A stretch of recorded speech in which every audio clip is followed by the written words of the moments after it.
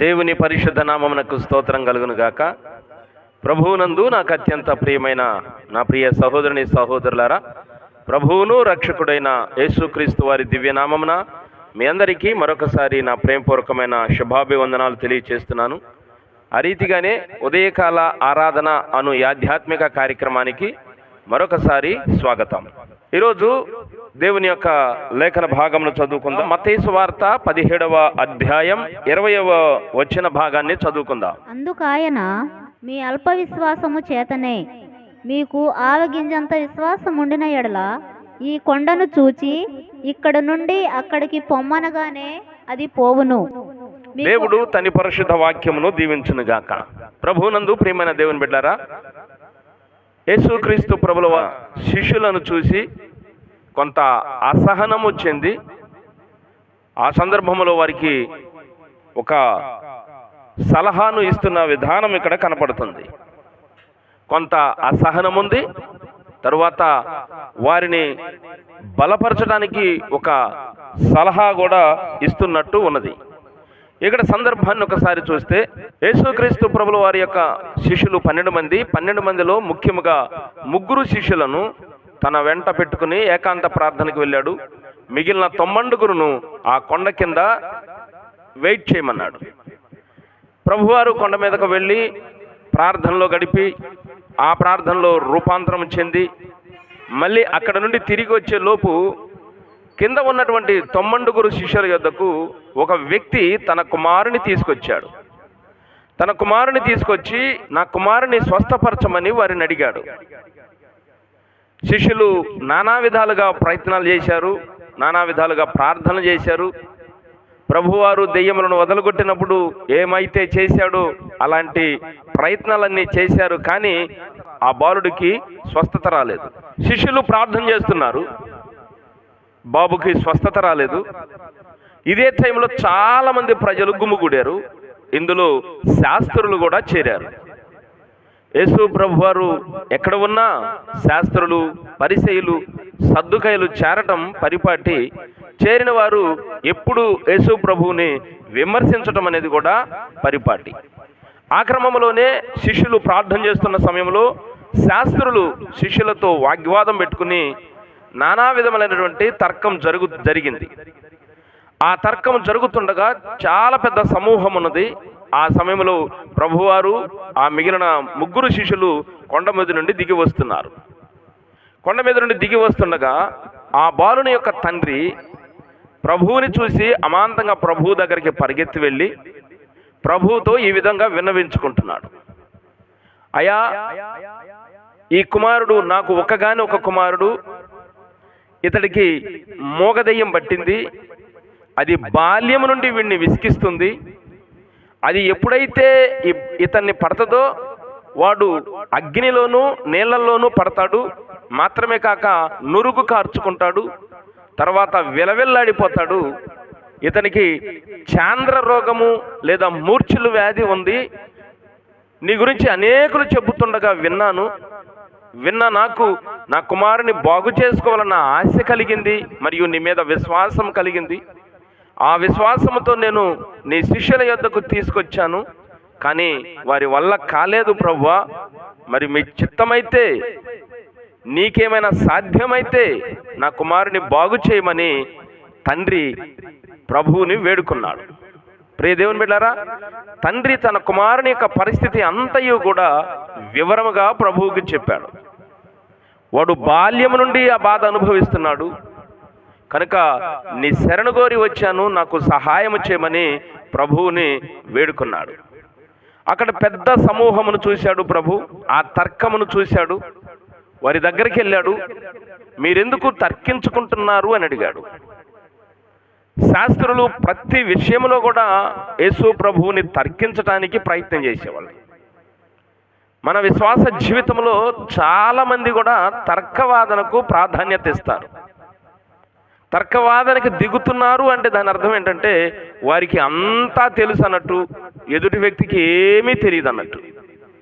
అందుకు పౌలు భక్తుడు తిమోతితో అంటున్నాడు, నేర్పులేని మూఢుల వితర్కములు జగడములు పుట్టించునని ఎరిగి అట్టి వాటికి విముఖుడవై ఉండమన్నాడు. దేవుని వాక్యము చదువుతున్న మనము తర్కవాదనకు ఎట్టి పరిస్థితుల్లో కూడా దిగకూడదు. యేసు ప్రభువారు ఎన్నడూ ఎవరిని తర్కించలేదు. స్తోత్రం కలుగును గాక. ప్రభువుని నమ్ముకున్న మనకు ప్రభువే మనకు మార్గదర్శి కనుక ప్రభువు తర్కవాదనకు ఎక్కడ కూడా తావివ్వలేదు. కానీ ఆయనను శోధించుట, విశ్వాసులైనటువంటి వారు తమ పని తాము చేసుకుని వెళ్ళాలి, తమ విశ్వాసాన్ని కాపాడుకోవాలి, తన పవిత్రతను కాపాడుకోవాలి, ఇంకా ప్రభువులో బలపడే దిశగా ప్రభువుని బ్రతిమలాడుకుంటూ వాక్య ధ్యానం చేస్తూ ప్రార్థన చేస్తూ సంఘ క్రమాల్లో పాల్గొంటూ పరిచర్యలో పాల్గొంటూ సమాజంలో క్రీస్తుకు తగిన బిడ్డగా నడుచుకుంటూ బ్రతకాలి. ఇది క్రైస్తవ జీవితానికి ఉండాల్సిన ప్రధాన లక్షణం. కాకుండా ప్రతిదానికి విమర్శ చేయటం, ప్రతిదాన్ని తర్కించటం అనేది ఒకంతది ఇబ్బందికరమైనటువంటి పరిస్థితి. ప్రభువారు ఎక్కడ స్వార్థ ప్రకటించడానికి వెళ్ళినా ప్రతిరోజు కూడా ప్రభువుని తర్కించే గుంపు ఒకటి ఉంది. వాళ్ళు పరిసయ్యులు, శాస్త్రులు, సద్దుకాయలు. వాక్యం విన్న ప్రియ దేవుని బిడ్డ, నువ్వు ఒక మంచి విశ్వాసిగా నీ జీవితాన్ని కట్టుకుంటున్నావా, లేక తర్కవాదనతో కాలయాపన చేస్తున్నావా? ఆలోచన చేయమని ఈ రోజున ప్రభువు నీతో మాట్లాడుతున్నాడు. శాస్త్రులు వాదిస్తున్నారు, తర్కిస్తున్నారు. అప్పుడు ప్రభువు వచ్చి ఆ బాలుడిని నా యొద్దకు తీసుకురమ్మని చెప్పాడు. ఆ బాలుడును ప్రభువు దగ్గరికి తీసుకొస్తుండగా తన శిష్యులను చూసి కొంత అసహనం చెంది, విశ్వాసము లేని మూర్ఖతరమ వర్లారా, మీతో నేను ఎంతకాలము ఉందునని ప్రభువారు వారిని గద్దించాడు. బాలుడు ప్రభువు దగ్గరికి రాగానే ప్రభు అన్నాడు, మోగా చెవిటి దయ్యమా, ఆ బిడ్డను వదిలిపెట్టి బయటికి వెళ్ళి పొమ్మని గద్దించాడు. ఎప్పుడైతే ప్రభువు గద్దించాడో ఆ అపవిత్రాత్మ ఆ బాలుని విలవిల్లాడించి వదిలిపెట్టి వెళ్ళిపోయింది. ఆ సమయంలో బాలుడు నేల పడిపోయాడు.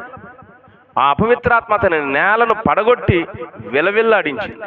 ఈ రోజున చాలామంది స్వస్థత ప్రార్థన చేస్తుంటే పడిపోతున్నప్పుడు వారిని చూసి చాలా వ్యంగ్యంగా మాట్లాడుతున్నారు.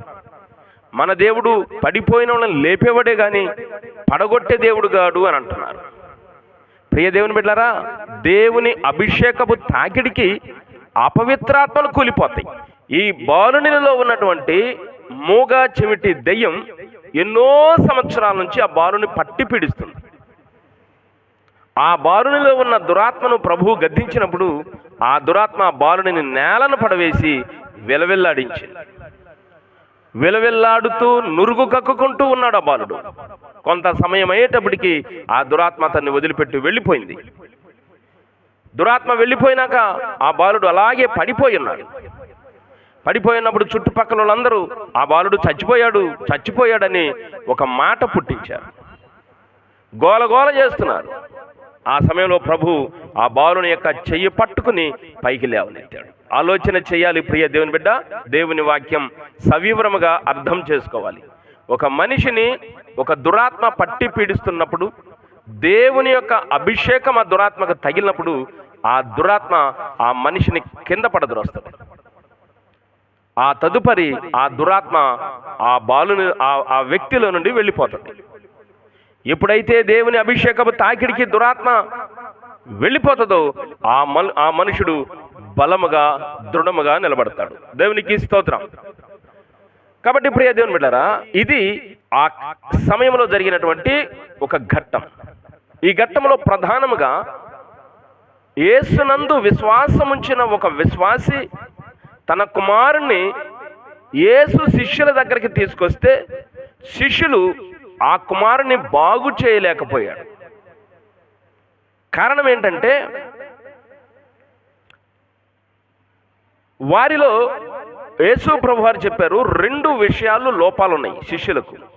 ఒకటి విశ్వాసము లేదు, 2 ఉపవాస ప్రార్థన లేదు. 9వ అధ్యాయం మార్కు సువార్త 9వ అధ్యాయము చూడండి దయచేసి.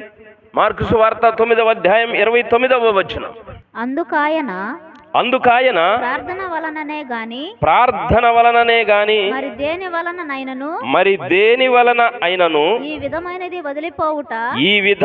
వదిలిపోవుట అసాధ్యమని వారితో చెప్పాను. ఎప్పుడైతే ఈ బాలుడు స్వస్థత పొందాడో తండ్రి తన బాలుని తీసుకుని తన ఇంటికి వెళ్ళిపోయాడు. అక్కడున్న ప్రజలందరూ కూడా వెళ్ళిపోయారు. అప్పుడు ఏకాంతముగా ఉన్నప్పుడు శిష్యులు ప్రభువుని అడిగారు, ప్రభువా, మీరు మాకు కొన్ని రోజుల క్రితం అధికారాలు ఇచ్చారు కదా, రోగులను స్వస్థపరచడానికి, దెయ్యములను పారదొలటకు, అపవిత్రాత్మలను వదిలించుటకు మాకు అధికారం ఇచ్చారు కదా, మరి మేము కొన్నిటిని వదలగొట్టగలిగాము, మరి ఇది ఎందుకు మేము వదలగొట్టలేకపోయాము అని శిష్యులు ప్రభు ఒంటరిగా ఉన్నప్పుడు అడిగారు. అప్పుడు ప్రభు అన్నాడు, ఒక విషయం అన్నాడు, మీకు ఆవగింజంత విశ్వాసం ఉండిన ఎడలా, మీకు విశ్వాసము లేదు, మీరు అల్ప విశ్వాసులయ్యారు అని ఒక చోట చెప్పి, రెండవ చోట మార్కు సువార్తలు అన్నాడు, ఉపవాస ప్రార్థన వలననే ఇట్టిది వదిలిపోవుట అసాధ్యం అన్నాడు. ప్రియ దేవుని బిడ్డలారా, మొండి సమస్యలు మన జీవితాల్లో ఉంటాయి, మొండి దెయ్యాలు మన జీవితంలో ఉంటాయి. సంవత్సరాల తరబడి పాతుకుపోయిన సమస్యలు, సంవత్సరాల తరబడి పాతుకుపోయిన దురాత్మలు, సంవత్సరాల తరబడి ఏలుబడి చేసే శాపాలు, ఇవి ఒక మనిషి జీవితంలో నుండి బయటికి వెళ్ళాలి అంటే అక్కడ ఎంతో ప్రక్రియ జరగాలి. అది ఏమిటంటే సంపూర్ణమైన విశ్వాసం కావాలి. 2, ఉపవాస ప్రార్థన చేయగలిగే అనుభవం వారికి రావాలి. స్తోత్రం కలుగును గాక. ప్రభువారు ఇక్కడ ఒక మాట అన్నాడు, మీకు ఆవగింజంత విశ్వాసం ఉండిన ఎడల. ఆవగింజ అనగానే చాలామంది కొంత మిస్అండర్స్టాండింగ్ చేసుకుంటారు. ఆవగింజలో 66వ వంతు విశ్వాసం ఉన్న కార్యం జరిగిద్దని కొంతమంది చెప్తారు. ఆవగింజ చిన్నదే కదా, కొద్ది విశ్వాసం ఉన్న చాలు కార్యం జరిగిద్దని. కానీ ప్రభువారి మాటలు మనకు అర్థం కావాలి. ఆవగింజ అనేది దాని పరిమాణం చెప్పట్లేదు, కానీ దాని ఆకారం చెప్తున్నాడు. ఆవగింజ అనేది గుండ్రంగా ఉంటుంది, దాన్ని తీసుకున్నాడు ప్రభు. కాబట్టి గుండ్రము అంటే సంపూర్ణము.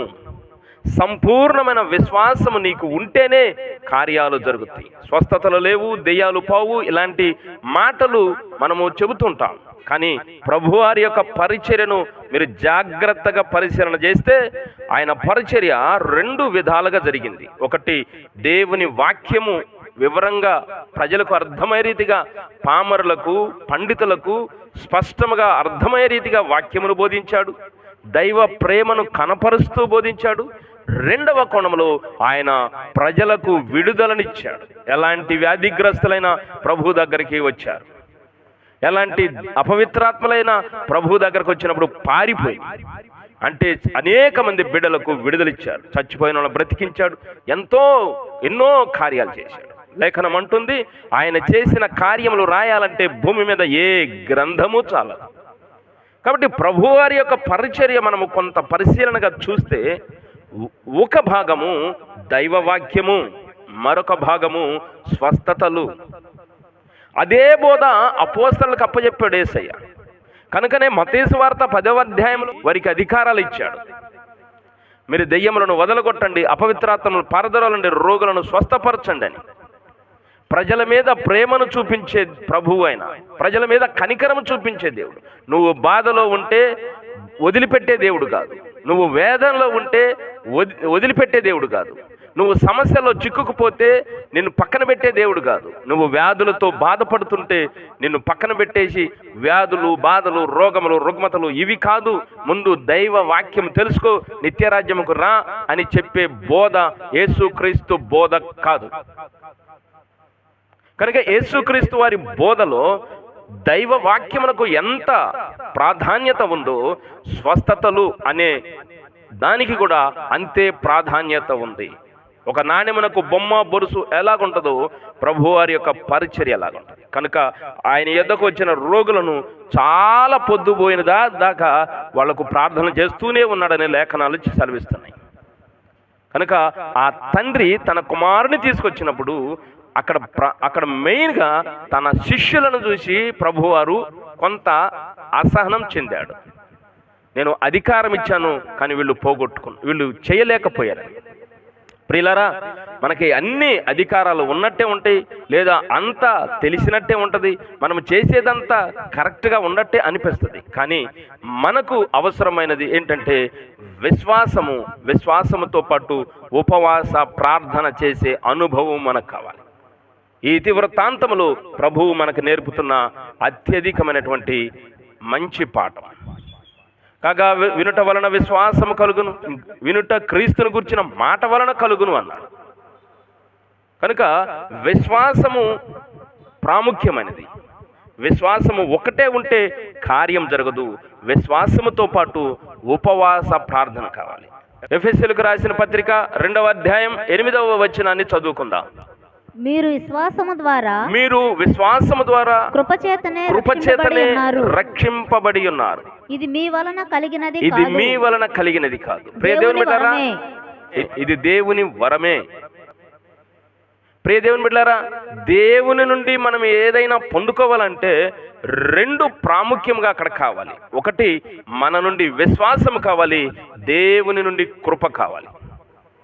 ఆ కృపే పరిశుద్ధాత్మ ద్వారా కృపావరములను తన అభిషిక్తులకు ఇస్తున్నాడు. కనుక శిష్యులకు ఇచ్చాడు, కృపావరములను ఇచ్చాడు. కనుక ఇక్కడ ఏమవసరం అంటే విశ్వాసము అవసరము, దేవుని నుండి కృప అవసరం. విశ్వాసముతో పాటు కృపను పొందటానికి మనము ఉపవాస ప్రార్థన చేసే అనుభవం మనకు కావాలి. కాబట్టి ప్రియ దేవుని బిడ్డ, నువ్వు ఎట్టి వ్యాధితో బాధపడుతున్నావు, లేదా ఎట్టి సమస్యతో బాధపడుతున్నావు, నిరాశ చెంది ఉన్నావేమో, ఇక నా జీవితం ఇంతే, నాకు ఏ విధమైన లాభము కానీ మేలు కానీ జరగదని నువ్వు నిరాశ చెంది ఉన్నావేమో, నీ పరిధి వరకు నువ్వు అనేక ప్రయత్నాలు చేసి విఫలమై ఉన్నావేమో, ఈరోజు దేవుడు నీతో మాట్లాడుతున్నాడు. నువ్వు అన్ని ప్రయత్నాలు చేసి విఫలం చెందావేమో, కానీ నన్ను ఆశ్రయించు, నా దగ్గరికి రా, నన్ను విశ్వసించు, నేను నీకు మేలు చేయటానికి సిద్ధముగా ఉన్నానని ప్రభువు నిన్ను పిలుస్తున్నాడు. ఇప్పుడు ఎలాంటి వ్యాధి నీకున్నా ప్రభువు నిన్ను తాకి స్వస్థపరచడానికి ఆయన సంసిద్ధుడై ఉన్నాడు. కండ్లు ముద్దాం, ప్రార్థన చేద్దాం. ప్రేమ నమ్మకమైన తండ్రి, మీ కొందనాలు. మీ బిడ్డలు మీ ఎదుట ఉన్నారు తండ్రి. విశ్వాసములో స్థిరపడుతూ మీ చేత మేలు పొందాలని, మీ చేత ఆశీర్వదింపబడాలని, మీ చేత స్వస్థత పొందాలని, మీ చేత విడుదల పొందాలని బిడ్డలు ఆశపడుతున్నారు. మీ బిడ్డలైన మా మీద మీ కనికరమును రప్పించండి. పరిశుద్ధాత్మ తండ్రి, మీరు మా మీద దయ చూపించి మా ప్రియుల మీదకు రండి, మీ బిడ్డల మీదకు మీరు రండి. ఎవరైతే ఏకీభవించి ప్రార్థనలో విశ్వాసంతో ఉన్నారో ఆ బిడ్డలను మీరు తాకండి ప్రభు. ఆ బిడ్డలను మీరు స్పర్శించండి, ఆ బిడ్డలతో మీరు మాట్లాడండి, ఆ బిడ్డలను మీరు బలపరచండి. వారిలో ఉన్న వ్యాధులను మీరు తాకండి ప్రభు, వారిలో ఉన్న సమస్యలను పరిష్కరించండి ప్రభు. ఈ ప్రార్థనలో ఏకీభవించిన ప్రతి బిడ్డను మీరు దర్శించి ఆశీర్వదించి వారికి ఉన్న సమస్యలను వదలగొడుతూ, వారికి ఉన్న దురాత్మలను పారద్రోలుతూ, వారికి రావలసిన అన్ని విషయాలలో మేలులు అనుగ్రహించమని, మరియు రక్షణానుభవంలో ఉంచి, పరిశుద్ధాత్మ అనుభవంలో ఉంచి నిత్యరాజ్యమునకు వారసులయ్యే భాగ్యము దయచేయమని ఘనత మహిమ ప్రబలారోపిస్తూ యేసు పుణ్యనామమున అడిగి వేడుకొనుచు ప్రార్థిస్తున్నాము తండ్రి, ఆమేన్. ప్రియులారా, మీ అందరికీ వందనాలు. సెలవు.